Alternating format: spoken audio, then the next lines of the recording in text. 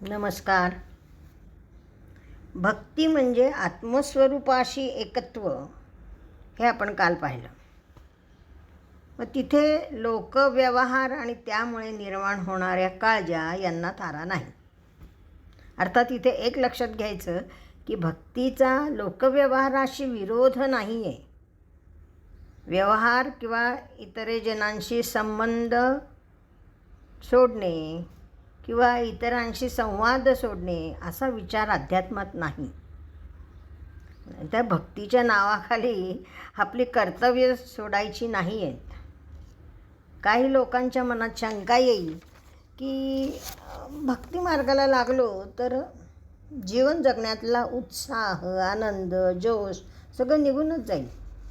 जीवन एकसुरी होईल, बेचव होईल, कंटाळवाणं होईल. येता जाता आपलं देव देव हे काही पचण्यासारखं नाही. हे सुंदर जीवन खरं म्हणजे मनुष्यजन्म एकदाच मिळणार आहे, तर मौज करावी, जगण्यावर शतदा प्रेम करावं, उपभोग घ्यावा, हे सगळं सोडायचं असं नाही आहे भक्तीचा अर्थ. तुम्ही म्हणता ते खरं आहे की हे बहुरंगी बहुढंगी रागद्वेषांनी, ईर्ष्या, स्पर्धा आणि त्यामुळे येणारा उत्साह किंवा मिळणारी ऊर्जा हे सगळं आपल्या अगदी अंगवळणी पडलेलं असताना जीवन व्यवहार सोडणं हे काही अपेक्षित नाही. त्यामुळे भक्ती नको असं वाटणं साहजिक आहे, लोकांना स्वाभाविक आहे. पण गंमत आहे बरं का, 58 सूत्र बघायला आपण आणखीन मजा येईल. त्याच्यामध्ये म्हणले अन्यस्मात् सौलभ्यम भवतौ, म्हणजे भक्ती नकोच असं आपल्याला वाटलं, पण ती भक्ती न करणं आणखीनच अवघड आहे. भक्ती करण्यापेक्षा भक्ती न करणं अवघड आहे. काय माहिती आहे का की विषयामध्ये जी तृप्ती आहे ती आपल्याला खरी तृप्ती देत नाही, हे आपल्याला आत्तापर्यंत समजलं आहे. मात्र भक्तीचा विषय भगवंत असल्यामुळे तिथे निरपेक्षता आणि प्रेम याची प्राप्ती आहे, म्हणून तिथे तृप्ती आहे. आणि आपल्याला तृप्ती हवी आहे, फक्त त्याचं भान आम्हाला नाही आहे. आपण ऐहिक सुख मिळवण्यासाठी काहीतरी धडपड करतो, अनेक सोयी करून ठेवतो, व्यवस्था करतो त्याच्यासाठी, पण खरं सुख मिळवण्यासाठी काहीही सोय करत नाही. एक गंमत म्हणून एक गाणं तुम्हाला सांगते बरं का. आपण पूर्वी भोंडल्यामध्ये एक गाणं म्हणायचो, आयलमा पैलमा गणेश देवा, माझा खेळ मांडिते करीन तुझी सेवा. त्या पद्धतीने एक लग्नाळू मुलगी आहे. आता हल्लीच्या लग्नाळू मुलींची अपेक्षा काय असते हे मी नको. म्हणजे भरपूर पगार असावा, बंगला, गाडी, नोकर सगळं सगळं असावं, सगळं त्यांना जे हवं असतं ना, तर असो. तर ही मुलगी काय गाणं म्हणते त्या गाण्यातूनच आपण ती गंमत ऐकूया. पैलमा गणेश देवा, माझा खेळ मांडिते करीन तुझा धावा. लठ्ठ पगाराचा नवरा मिळू दे रे देवा, बंगला, गाडी, नोकर चाकर दिन तिला हवा. 10वी 12वीला मुलगा बोर्डात यावा, परदेशाचा दौरा आम्हालाही व्हावा. देवाने सारेच दिले, मागणे वाढत गेले. आता बघा, हल्लीच्या मुलींना काय आहे की सगळ्या सुखसोयी हव्या. मुलगींनी काय मागितलं आहे सगळ्यात काही सांगणार नाही, पण बराबर आपण पुढे जाऊ. ती म्हणते की मला लठ्ठ पगाराचा भरपूर पगार पाहिजे, ITत राहता आलं पाहिजे, असं ITतला नवरा मिळू दे. पुढे म्हणते की मागितलं नाही आहे तिने प्रत्यक्ष, पण मनामध्ये आहे की पहिला मुलगा व्हावा. कितीही सुधारणा झाली तरी मुलाची जी काही आवड आहे ती जात नाही. बरं, तिच्या म्हणण्याप्रमाणे तिला पहिला मुलगा झाला. तिला म्हणतो ना आपण, काय म्हणतो त्याला, आखूड शिंगी बहुदुधी अशी सूनसुद्धा मिळाली. परंतु हिच्या मागण्या थांबतायत का? नाही. ती म्हणते की तो मुलगा 10वी-12वीला मुलगा बोर्डात यावा आधी तिने मागितल्याबरोबरच तिथे काय झालं की असा हुशार मुलगा भारतात थांबतच नाही, मुळे तो चालला परदेशामध्ये. मग तो गेला म्हणून आम्हाला परदेशाचा दौरा होऊ दे म्हणली. मग त्याच्यानंतर सून मिळाली, ती पण मनासारखी मिळाली, तर तिलासुद्धा मुलगा झाला, नातू झाला. नातवाचं पण सगळं छान मागून घेतलं. मग झाला पंटू. पंटू झाल्यानंतर काय असतं माहिती का, की हल्ली ती फुलं उधळण्याची काही अशी पद्धत आहे. सोन्याची फुलं उधळायची आणि ती उधळलेली फुलं खरं म्हणजे ती दान करायची असतात, पण लोक सगळं बाकीचं करतात, पण ती फुलं पुन्हा आपल्या लॉकरमध्ये ठेवून देतात. तर असं सगळं मागितलं देवाने, कुठे काही कमी पडू दिलं नाही. तू माग मी देतो म्हणला. देवाने सारेच दिले, मागणे वाढत गेले. नातवाची मग मुंज झाली, पण तू होता फुले उधळली. ऐश्वर्याची रेलचेल झाली, काही कमी पडलं नाही. ऐश्वर्य भरपूर मिळालं. मात्र शेवटी जायची वेळ आली, तेव्हा कुठे जाग आली. नश्वर मिथ्या खात्री पटली. कारण काय झालं, हे सगळं नश्वर आहे. आता जेव्हा जायची वेळ आली त्यावेळेला लक्षात आलं, अरे मला जे ह्या जीवनात येऊन जे साधायचं होतं ते त्याच्यासाठी, त्या मोक्षासाठी, त्या मुक्तीसाठी मी काहीच सोय केली नाही. आणि त्या मुक्तीची सोय करण्यासाठी माझ्या मनामध्ये परमार्थ कधी आलाच नाही. नामस्मरण मी कधी घेतलंच नाही, भक्ती कधी केलीच नाही. हे केव्हा कळलं, शेवटी जायची वेळ आली, तेव्हा कुठे जाग आली. नश्वर मिथ्या खात्री पटली. परमार्थाची ओढ नव्हती, हरिभक्तीची गोडी नव्हती. मुक्तीची सोय केलीच नव्हती. असं मागून पश्चात्ताप होण्यापेक्षा आधीपासूनच त्या भक्तिमार्गाकडे वळावं एवढंच अपेक्षित आहे. असो, आता आपल्याला भक्तिमार्गातला निषेध जो बघत होतो तो भाग पूर्ण करून घेऊ. काय करू नये. स्त्रीधन नास्तिक चरित्रम न श्रवणीयम. म्हणजे काय माहिती आहे का, की भक्ती साधना करत असताना साधारणपणे आपलं अंतःकरण विचलित होतं किंवा क्षुब्ध होतं. त्याचं काय कारण आहे, कशामुळे आमचं अनुसंधान बिघडतं.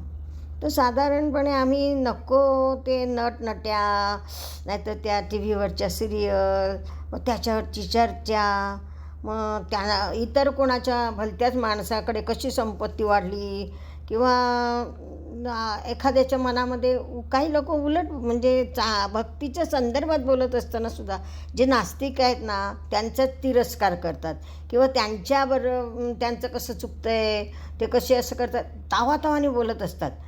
किंवा वैरी जे असतात आपले, म्हणजे भक्तिमार्गातले जे वैरी आहेत त्यांच्याबद्दल सारखं काय मन क्षुब्ध करून घेतात त्यांच्यामुळे. हे सगळ्या गोष्टी आपल्याला त्याच्याशी संबंध नाही आहे. इतरांशी संबंध ठेवायचा नाही, म्हणजे इतरांच्या विषयामुळे आपलं मन प्रक्षुब्ध करून घ्यायचं नाही. या सगळ्या गोष्टी भक्तिमार्गाला मारक आहेत. हा सगळा लोकव्यवहाराचा भाग आहे. दुसरं सांगितलेलं आहे की अभिमान दंभादिकम त्याज्यम. हे तर काही निराळ सांगायलाच नको. अहंकार आणि दंभ याचा त्याग एरवीसुद्धा केलाच पाहिजे. अहंकार, घमेंड, दर्प हे जरा जरी आपल्याला लक्षात आलं की आपल्याला अहंकार होतो, ताबडतोब दाबून टाकता आला पाहिजे. त्याला अगदी प्रयत्नाने ह्याला जिंकायचं फार अवघड येते, कारण अहंकार इतका चटकन येतो जरा काही. आणि त्या अहंकारामध्ये दंभ काय असतो की दुसरा माझ्यापेक्षा कसा कनिष्ठ आहे याचा विचार असतो. त्याच्याविषयी मनामध्ये तुच्छता निर्माण होते आणि मी श्रेष्ठ आहे असं वाटायला लागतं. आता ह्यामध्ये काय आहे की कुणाही बद्दल तुच्छतेचा भाव मनात निर्माण होणं हे भक्तिसूत्रात मान्यच नाही. कारण भक्तीमध्ये सगळेच जणांनाच भगवत रूप मानलं आहे. जे जे भेटे होतं ते ते मानी जे भगवंत असं असल्यामुळे दुसऱ्याचा तिरस्कार करणं, त्याच्याबद्दल मनामध्ये कमीपणा धरून त्याला तुच्छ लेखणं म्हणजे प्रत्यक्ष भगवंताला तुच्छ लेखण्यासारखं आहे की नाही. म्हणून अहंकार आणि दंभ ह्याचे अनेक एरवीसुद्धा आपल्याला त्याच्यामुळे काय होतं त्याचे परिणाम ते तर माहितीच आहे. पण भक्तिमार्गात अहंकार आणि दांभिकपणा तर त्याग हे फार महत्त्वाचं आहे. त्यानंतर त्रिपुटीचा लय साधायचा आहे. म्हणजे हे आपला मागे विषय झाला आहे की भक्त, भगवंत आणि भक्ती ह्या तिन्हीचा लय साधता आला पाहिजे. आणि मी भगवंताचा दास आहे म्हणजे कसं माहिती आहे का, त्या भगवंताची सेवा करणं, ती इतकी सेवा करायची की स्वामीमय होऊन जाता आलं पाहिजे. जसं पत्नी पतीशी रत होताना पतिमय होते. आता हे सगळे आजकालच्या मुलींना हे सगळं पचनी पडणं अवघड आहे. परंतु दास्य आणि सख्य ह्या दोन्हीही गोष्टीवर का आत्मनिवेदनाच्या कडे नेणारे आहेत. दोन्हीमध्ये त्या भगवंताबद्दल अकृत्रिम आणि समर्पित किंवा संकोच शून्य असं प्रेम अभिप्रेत आहे. त्यामुळे दुसरी गोष्ट आपल्याला काय लक्षात आली की त्रिपुटीचा लय होऊन आपण त्या भगवंताची भक्ती केली पाहिजे. निरहंकार दास्यामधून सहवास वाढत गेल्याने त्यातून अलगद सख्यभाव उदयाला येईल. आणि आता ह्याचं उदाहरण आपल्याला माहिती आहे. सख्यभाव कोणाचा होता? अर्जुन आणि कृष्ण. त्या सख्यभक्तीच्या बळावर विश्वरूप दर्शन त्या अर्जुनाला घडलेलं आहे. तिसरं गोष्ट म्हणजे असो, आता आपल्याला भक्तिमार्गातला निषेध जो बघत होतो तो भाग पूर्ण करून घेऊ. काय करू नये? स्त्री धन नास्तिक चरित्रम न श्रवणीयम. म्हणजे काय माहिती आहे का की भक्ती साधना करत असताना साधारणपणे आपलं अंतःकरण विचलित होतं किंवा क्षुब्ध होतं. त्याचं काय कारण आहे? कशामुळे आमचं अनुसंधान बिघडतं? तर साधारणपणे आम्ही नको ते नटनट्या, नाहीतर त्या टी व्हीवरच्या सिरियल, मग त्याच्यावरची चर्चा, मग त्या इतर कोणाच्या भलत्याच माणसाकडे कशी संपत्ती वाढली किंवा एखाद्याच्या मनामध्ये काही लोक उलट म्हणजे भक्तीच्या संदर्भात बोलत असताना सुद्धा जे नास्तिक आहेत ना त्यांचाच तिरस्कार करतात किंवा त्यांचं कसं चुकतं आहे, ते कसे असं करतात, तावातावाने बोलत असतात. किंवा वैरी जे असतात आपले म्हणजे भक्तिमार्गातले जे वैरी आहेत त्यांच्याबद्दल सारखं काय मन क्षुब्ध करून घेतात त्यांच्यामुळे. हे सगळ्या गोष्टी आपल्याला त्याच्याशी संबंध नाही आहे. इतरांशी संबंध ठेवायचा नाही म्हणजे इतरांच्या विषयामुळे आपलं मन प्रक्षुब्ध करून घ्यायचं नाही. या सगळ्या गोष्टी भक्तिमार्गाला मारक आहेत. हा सगळा लोकव्यवहाराचा भाग आहे. दुसरं सांगितलेलं आहे की अभिमान दंभादिकम त्याज्यम. हे तर काही निराळ सांगायलाच नको. अहंकार आणि दंभ याचा त्याग एरवीसुद्धा केलाच पाहिजे. अहंकार, घमेंड, दर्प हे जरा जरी आपल्याला लक्षात आलं की आपल्याला अहंकार होतो, ताबडतोब दाबून टाकता आला पाहिजे. त्याला अगदी प्रयत्नाने ह्याला जिंकायचं. फार अवघड आहे ते, कारण अहंकार इतका चटकन येतो जरा काही. आणि त्या अहंकारामध्ये दंभ काय असतो की दुसरा माझ्यापेक्षा कसा आहे, कनिष्ठ आहे याचा विचार असतो. त्याच्याविषयी मनामध्ये तुच्छता निर्माण होते आणि मी श्रेष्ठ आहे असं वाटायला लागतं. आता ह्यामध्ये काय आहे की दुसऱ्या कुणाही बद्दल तुच्छतेचा भाव मनात निर्माण होणं हे भक्तिसूत्रात मान्यच नाही. कारण भक्तीमध्ये सगळेच जणांनाच भगवत रूप मानलं आहे. जे जे भेटे होतं ते मानी जे भगवंत असं असल्यामुळे दुसऱ्याचा तिरस्कार करणं, त्याच्याबद्दल मनामध्ये कमीपणा धरून त्याला तुच्छ लेखणं म्हणजे प्रत्यक्ष भगवंताला तुच्छ लेखण्यासारखं आहे की नाही.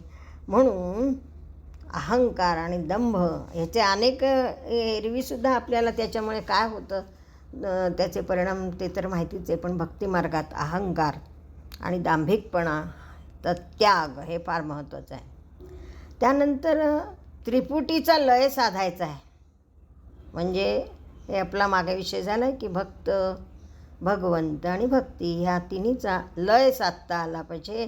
आणि मी भगवंताचा दास आहे म्हणजे कसं माहिती आहे का, त्या भगवंताची सेवा करणं, ती इतकी सेवा करायची की स्वामीमय होऊन जाता आलं पाहिजे. जसं पत्नी पतीशी रत होताना पतिमय होते. आता हे सगळे आजकालच्या मुलींना हे सगळं पचनी पडणं अवघड आहे.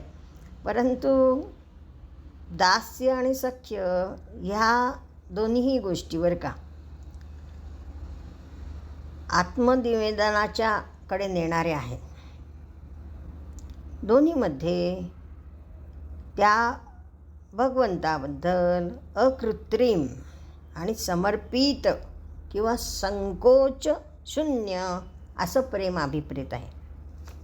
असो, आता आपल्याला भक्तिमार्गातला निषेध जो बघत होतो तो भाग पूर्ण करून घेऊ. काय करू नये. स्त्रीधन नास्तिक चरित्रम न श्रवणीयम. म्हणजे काय माहिती आहे का की भक्ती साधना करत असताना साधारणपणे आपलं अंतःकरण विचलित होतं किंवा क्षुब्ध होतं. त्याचं काय कारण आहे, कशामुळे आमचं अनुसंधान बिघडतं.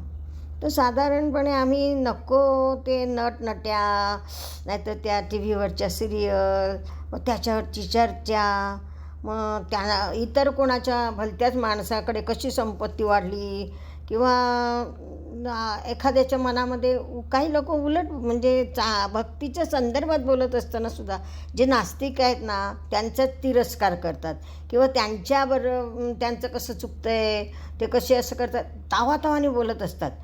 किंवा वैरी जे असतात आपले म्हणजे भक्तिमार्गातले जे वैरी आहेत त्यांच्याबद्दल सारखं काय मन क्षुब्ध करून घेतात त्यांच्यामुळे. हे सगळ्या गोष्टी आपल्याला त्याच्याशी संबंध नाही आहे. इतरांशी संबंध ठेवायचा नाही म्हणजे